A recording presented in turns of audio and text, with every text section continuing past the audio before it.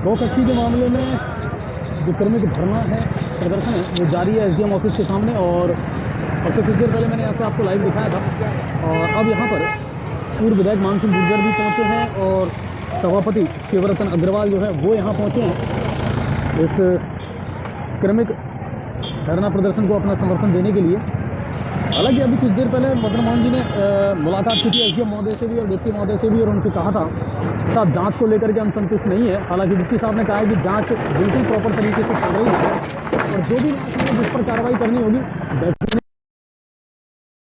ये लोग संतुष्ट नहीं है। और उसी का नतीजा है कि इनको अब क्रमिक धरने पर यहाँ बैठना पड़ा है। गौ माता संघर्ष समिति और सर्व समाज जो है उसको लेकर के आइए थोड़ा सा जानने का प्रयास करते हैं कि आखिर अब मुद्दे हैं क्या, और जब जांच चल रही है सब कुछ तो फिर क्या कहाँ है।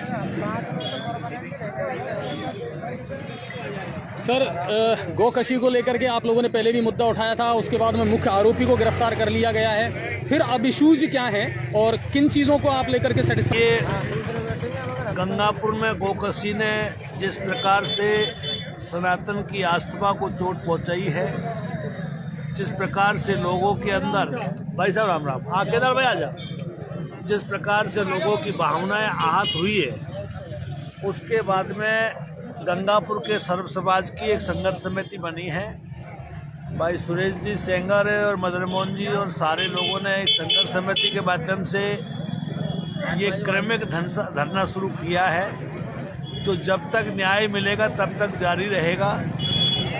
इस घटना के अन्य मुलजिमों को गिरफ्तार किया जावे, घटना का खुलासा हो कि इसमें किस प्रकार से कितने दिन से कौन कौन लोग संलिप्त थे, किस प्रकार की कार्रवाई पुलिस ने की, और जो दोषी अधिकारी है उनकी जिम्मेदारी तय करके उनको निलंबित किया जाए।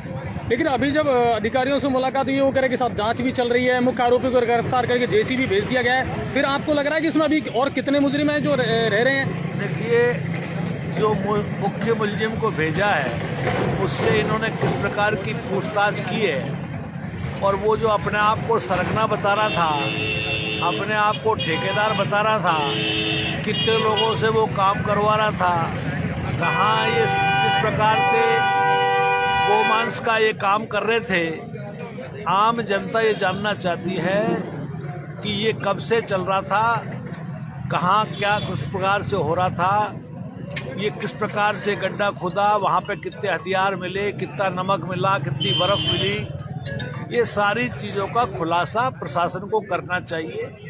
और जिम्मेदार जो अधिकारी है उनकी जिम्मेदारी तय होनी चाहिए, वो अपनी जिम्मेदारी से बच नहीं सकते।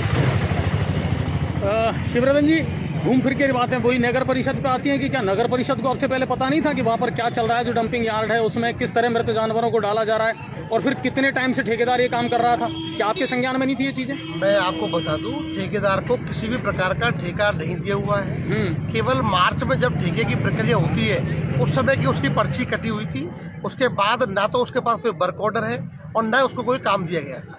और ये जो काम जो गौकशी का कांड हुआ है, ये नगर पालिका के डंपिंग यार्ड के पास हुआ है, जो कि ग्रामीणों की जमीन है, गांव की चरागाह है। वहां पर जब मैं मौके पर गया, वहां पर चारों तरफ बबूड़ी है और चारों तरफ कचरे के ढेर है।